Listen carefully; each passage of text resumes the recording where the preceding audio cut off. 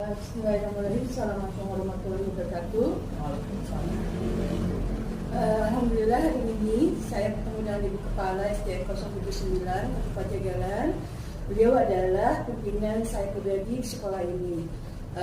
Alhamdulillah hari ini saya mendapat tugas pada modul 3.1 untuk menginterview atau mewawancara beliau berkaitan dengan sikap atau nilai-nilai kepemimpinan, bagaimana nilai-nilai kebijakan dalam sebuah pengambilan keputusan. Assalamualaikum Ibu. Waalaikumsalam warahmatullahi. Ibu mohon perkenalkan diri dulu. Iya. Assalamualaikum warahmatullahi wabarakatuh. Perkenalkan, nama saya sendiri Nurul Kamila, tugas di SDN 79 Kabupaten Jagalan, jabatan sebagai kepala sekolah. Terima kasih Ibu. Ya. Hatur. Barusan adalah perkenalan dari Ibu Kepala, Ibu Nurul Kamila SPDI. Ibu, untuk mengefisienkan waktu, izinkan saya untuk mempertanyakan beberapa hal sesuai panduan dari tugas CGP yang saya terima dalam modul 3.1. Ini adalah tugas untuk demonstrasi kontekstual. Pertanyaan pertama Ibu, apakah selama ini bagaimana Ibu dapat mengidentifikasikan kasus-kasus yang merupakan dilema etika atau rujukan moral? Terima kasih Bu Yani. Selama ini Ibu bertugas di sini tentunya melihat dulu, mengidentifikasi dulu karakter, karena di sini lingkungannya adalah guru, jadi mengidentifikasi dulu karakter guru pribadi masing-masing. Kemudian jika ada masalah ditampung, dicatat, kemudian nanti sebelum mengambil keputusan dicari dulu alternatif yang terbaik seperti apa. Itu yang dilakukan.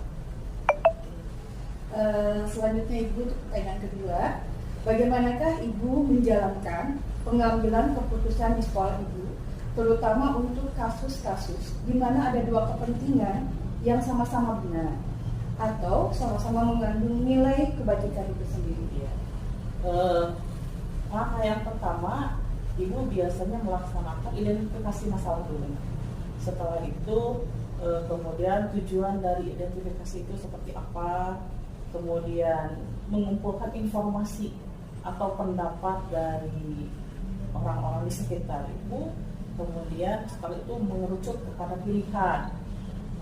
Meskipun masalah tersebut benar dua-duanya, tapi mana yang lebih baik untuk dilaksanakan di lingkungan sekolah, seperti itu. Pertanyaan ketiga, langkah-langkah atau prosedur seperti apa yang biasa Ibu lakukan selama ini sebelum mengambil keputusan? Biasanya hampir sama seperti jawaban tadi, mengidentifikasi masalah dulu, kemudian kembali ada evaluasi, kemudian mengumpulkan informasi atau saran, pendapat, setelah itu menetapkan pilihan, dan yang terakhir adalah mengambil keputusan untuk hal tersebut tidak ada masalah di sekolah, seperti itu. Pertanyaan kelima, hal-hal apa saja yang selama ini Ibu anggap efektif dalam pengambilan keputusan pada kasus-kasus dilema etika? Ya. Yang pertama, sebelum mengambil keputusan, Ibu pikirkan dulu apakah permasalahan ini baiknya dihadapi seperti apa. Karena yang namanya sebagai pemimpin itu harus dilihat tidak ada istilah berat sebelah gitu kepada guru atau bawahan Ibu. Identifikasi masalahnya, kemudian setelah itu Ibu selalu membuat catatan, dicatat, kemudian dievaluasi. Jika ada hal-hal yang kurang bisa dilaksanakan, minta pendapat, saran dari guru, mungkin senior, karena di sini juga banyak guru yang senior yang lebih banyak pengalamannya. Nah, setelah itu baru menjalankan keputusan itu atau melaksanakan kegiatan-kegiatan untuk program sekolah. Pertanyaan ke-6, hal-hal apa saja yang selama ini merupakan tantangan yang dirasakan dalam pengambilan keputusan pada kasus-kasus dilematika. Jadi tantangannya.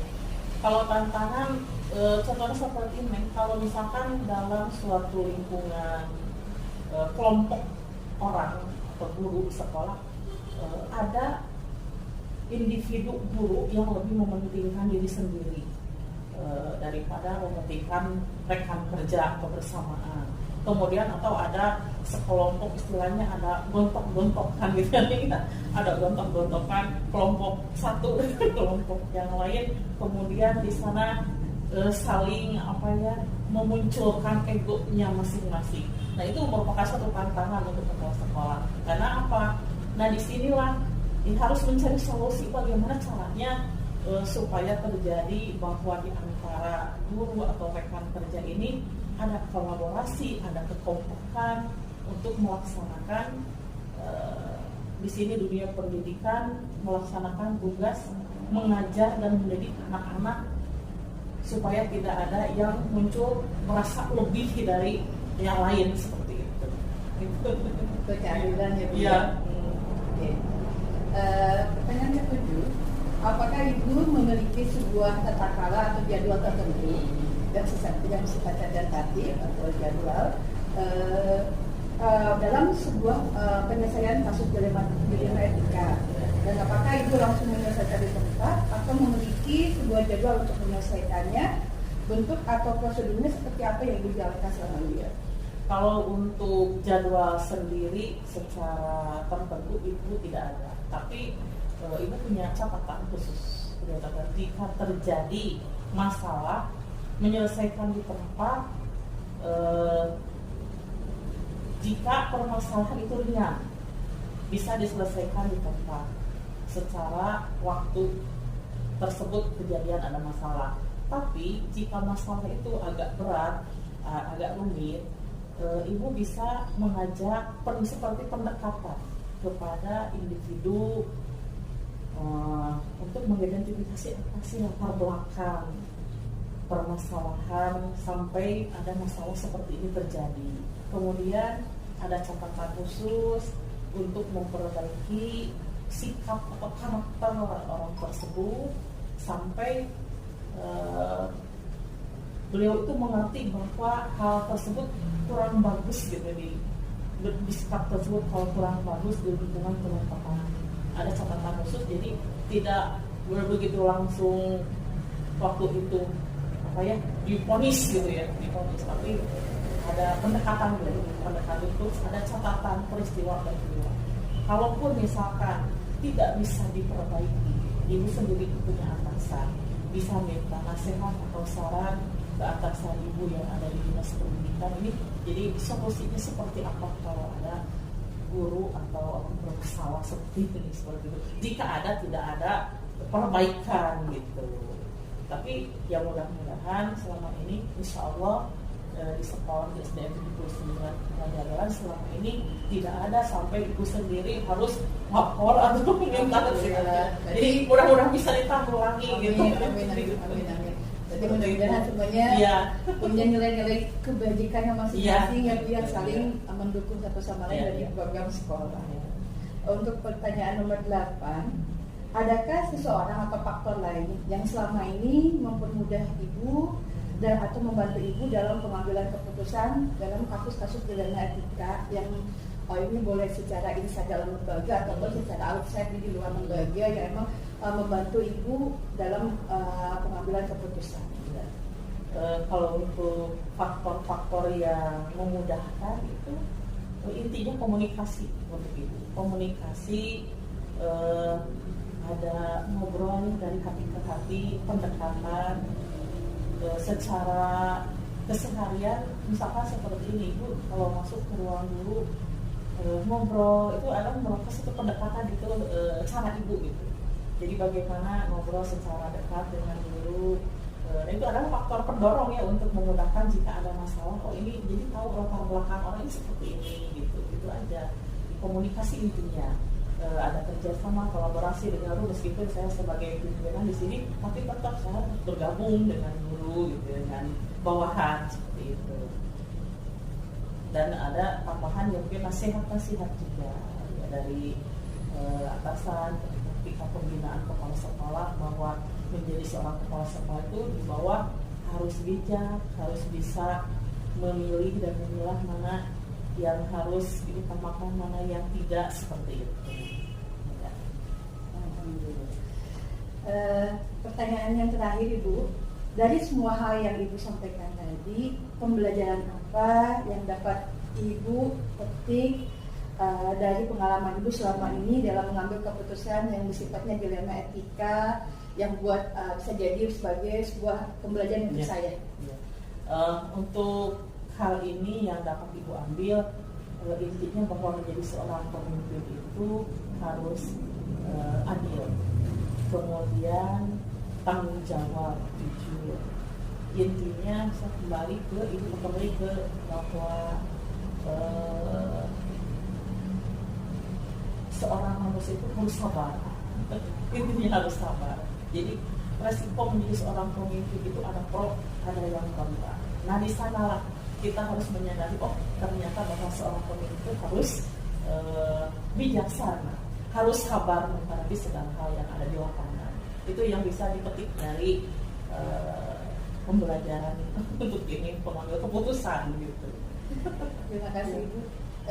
Alhamdulillah wawancara saya dengan Ibu Kepala, Ibu Guru Kamila sudah selesai. Banyak sekali pengalaman dan nasihat sebetulnya yang saya rasakan yang selama ini terkadang ada pemikiran saya pribadi sebagai bawahan ketika melihat seorang pemimpin kok ada tidak keadilan. Ternyata menjadi seorang pemimpin itu tidak mudah. Bagaimana menyikapi suatu permasalahan yang ada di sekolah, bagaimana seorang pemimpin itu pada hakikatnya tetap berpijak pada kebutuhan peserta mudiknya, jangan sampai peserta mudik ini menjadi sisi yang sangat dirugikan, sehingga semua yang ada sumber daya di sekolah ini bisa didorong oleh seorang kepala sekolah menjalankan tupoksinya dengan sangat adil dan sangat bertanggung jawab.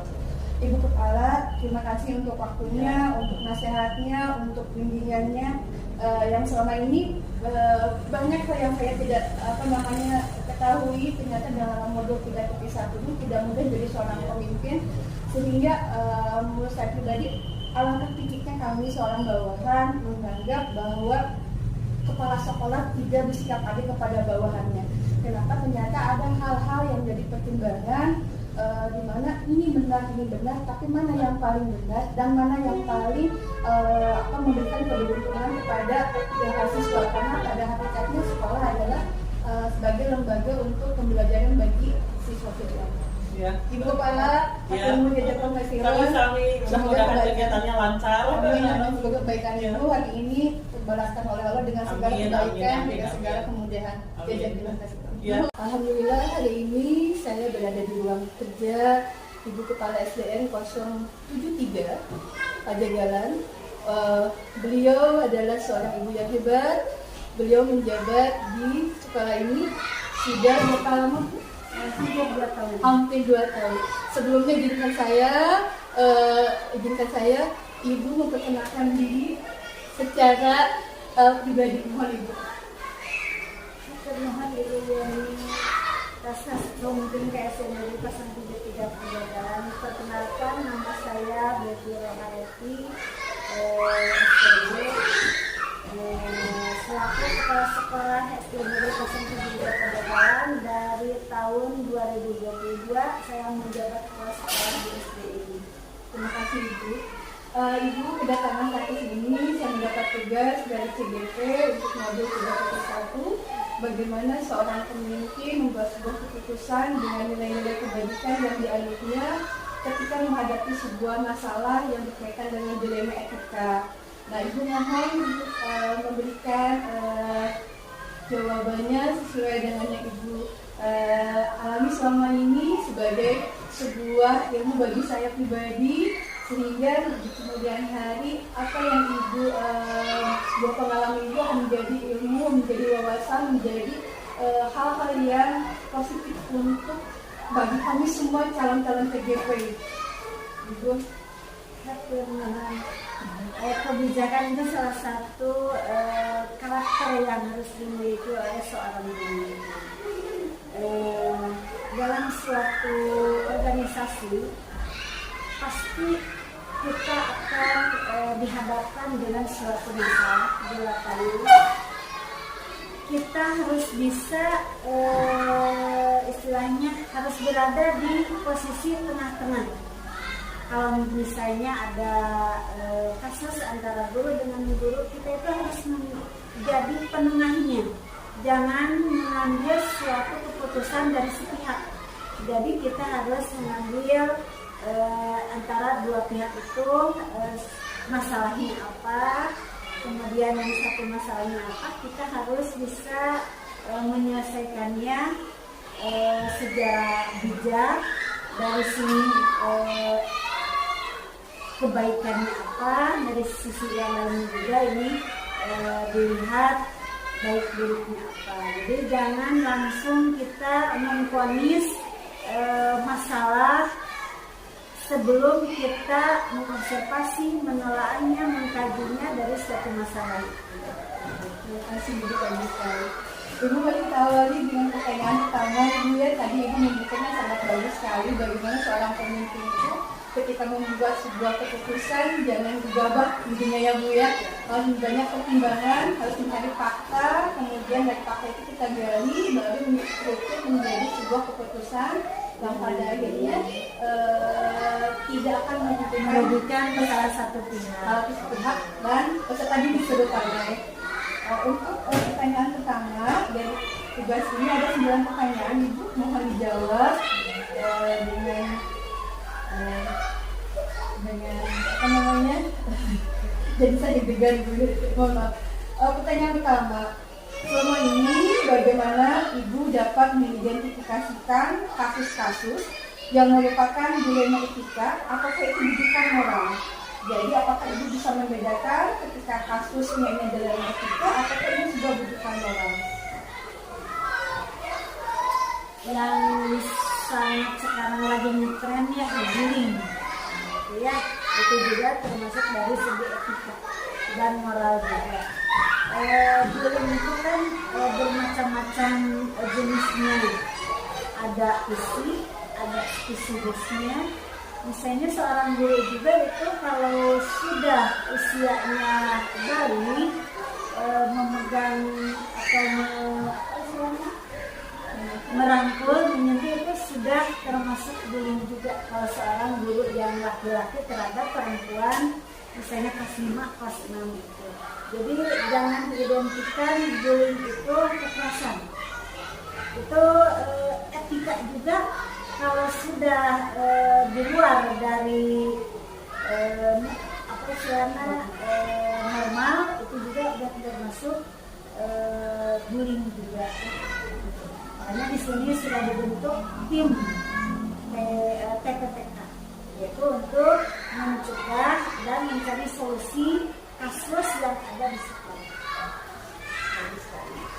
Untuk pertanyaan kedua ya, selama ini bagaimana Ibu menjalankan pengambilan keputusan di sekolah Ibu, terutama untuk kasus-kasus di mana ada dua kepentingan dan sama-sama benar antara guru satu atau dengan guru satu ini dia ada kepentingan tapi dua-duanya benar. Nah, kemudian bagaimana dua kepentingan ini sama-sama benar ini atau sama-sama mengandung nilai kebajikan ini sehingga Ibu bagaimana langkah untuk mengambil keputusannya? Saya ulang kembali, bagaimana Ibu menjalankan pengambilan keputusan di sekolah, terutama untuk kasus-kasus di mana ada dua kepentingan yang sama-sama benar atau sama-sama mengandung nilai kebajikan? Saya tidak akan langsung memvonis ini yang paling benar, ini yang paling benar. Tapi saya akan, yang tadi saya utarakan, identifikasi dulu masalahnya, ini kaji ulang dulu. Kemudian saya akan dari hasil identifikasi itu akan mencari solusinya. Kebenarannya dari segi apa, yang si A, si B kebenarannya dari segi apa, mana yang paling utama yang menurut belum tentu dia mengatakan betul, menurut saya betul. Jadi saya akan mencari kebenaran yang untuk semua, bukan kebenaran secara tidak. Pertanyaan selanjutnya, pertanyaan ketiga. Langkah-langkah atau prosedur seperti apa yang biasa Ibu lakukan selama ini untuk mengambil keputusan itu? Sebelumnya ya, pertama tadi identifikasi ditulis dulu masalahnya, yang kedua memanggil orangnya, yang ketiga saya kaji keluar, dilihat, dipantau, ditelaah, ditimbang-timbang. Kalau sudah mencari solusi, baru saya panggil orangnya. Baru saya bisa mencari kesimpulan. Selanjutnya, untuk pertanyaan berikutnya, yang keempat, hal-hal apa saja yang selama ini Ibu anggap efektif dalam pengambilan keputusan pada kasus-kasus dilema etika? Dari beberapa pengalaman kasus yang pernah ditemui, yang menurut Ibu sepertinya efektif untuk dengan cara ini Ibu efektif gitu. Musyawarah. Yang kedua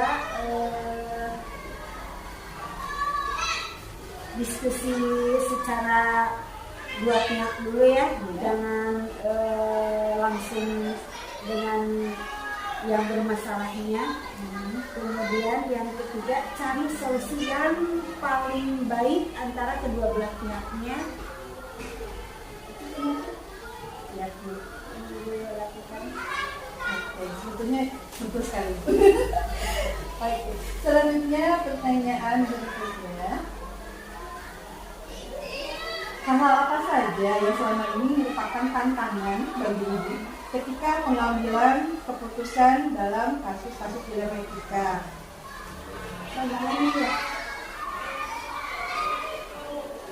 karakter. Oke. Yang kedua kebijakan dari seorang pemimpin. Kalau egoisnya tinggi itu susah. Oke, Bu. Untuk dipecahkan. Betul. Oke.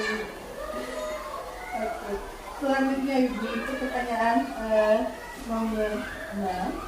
Apakah Ibu memiliki sebuah tata cara atau jadwal yang secara tentatif atau secara tertulis gitu ya, dalam menyelesaikan kasus dilema etika, ataukah Ibu langsung menyelesaikan di tempat, atau memiliki jadwal untuk menyelesaikannya, dan bagaimana bentuk tata tersebut seperti apa yang dijalankan selama ini? Kalau selama Ibu laksanakan ya, tidak langsung diselesaikan di tempat.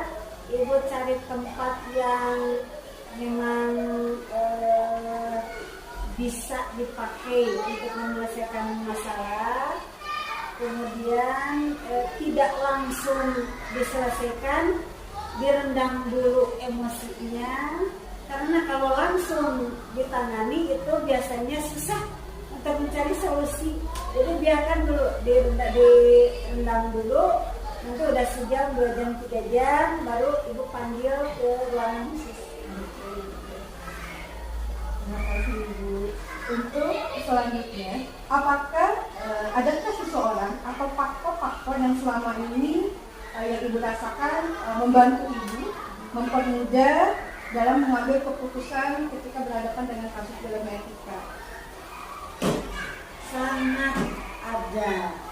Kita jangan merasa seorang pemimpin lah kumakuran itu pasti sudah kayak ya. Yang penting kita yang besar pasti baik ya. Ibu biasanya memanggil salah seorang guru yang bisa dipercaya, diutarakan masalahnya, cari solusi yang paling bisa, paling benar. Biasanya Ibu gitu, panggil dulu seorang guru yang memang kita anggap dia bisa dipercaya, bisa cari solusi. Itu biasanya. Pertanyaan terakhir Ibu, dari semua hal yang telah disampaikan, pembelajaran apa yang dapat Ibu petik dari pengalaman Ibu selama mengambil keputusan dilema etika dalam masa kepemimpinan Ibu selama ini? Banyak sekali yang Ibu petik nih. Yang pertama, kita bisa melihat sejauh mana kita mampu menyelesaikan dilema yang ada di sekolah. Kedua, kita memiliki banyak pengalaman juga dari kasus-kasus yang sudah terjadi. Kita belum tentu kita akan tetap di suatu sekolah, pasti kita akan ada rotasinya. Nah, dari kasus-kasus yang sudah kita tangani, mudah-mudahan tidak terjadi di sekolah yang lain. Tapi setidaknya kita sudah memiliki suatu pengalaman yang berharga yang sudah kita alami dengan secara langsung.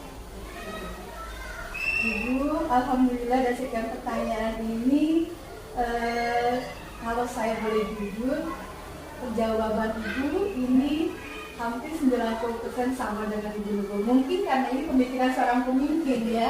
Jadi ketika kasus-kasus dilema yang dihadapi, seorang pemimpin ini sudah punya kekuatan dalam diri bagaimana menghadapi kasus-kasus ini. Sehingga saya secara itu ketika saya mengatakan Ibu betul, itu bukan betul dari atas nama saya pribadi, tapi oh iya, pemimpin A mengatakan begini, Ibu mengatakan begini, punya udah ada ini. Jadi saya senyum sendiri seperti pada Ibu mungkin sebelumnya tidak ada percakapan ya, tidak ada bocoran apa-apa. Oh iya, berarti emang mindsetnya seorang pemimpin itu harus ada istilahnya mas kayak kelegoan, berpikir, jangan merasa kita itu lebih pintar dari guru. Kita itu pasti akan membutuhkan seorang bawahan. Namanya juga organisasi. Ada atasan, ada bawahan, pasti kita akan memerlukan bantuan dari bawahan. Ibu atau Nur, terima kasih banyak untuk waktu, untuk nasihat, untuk pengalamannya. Semoga apa yang menjadi pengalaman Ibu selama ini bisa menjadikan sebuah motivasi untuk saya, menjadi sebuah belajar saya, supaya ketika menghadapi karakter-karakter yang berbeda dengan rekan sejawat, jangan sampai kita menjadi baperan gitu ya mungkin ya Bu ya, karena hakikatnya kita semua berkolaborasi untuk kebutuhan mendukung pendidikan melayani anak. Jangan sampai karena kita baperan, jangan kita ingin dilayani, tapi kita harus melayani karena kita pegawai jasa. Betul sekali. Ibu jadi terima kasih. Terima kasih untuk mudah-mudahan sukses. Amin. Alhamdulillah pertemuan saya dengan Ibu Kepala SDN 073 Pajagalan sudah selesai. Terima kasih. Wassalamualaikum warahmatullahi wabarakatuh.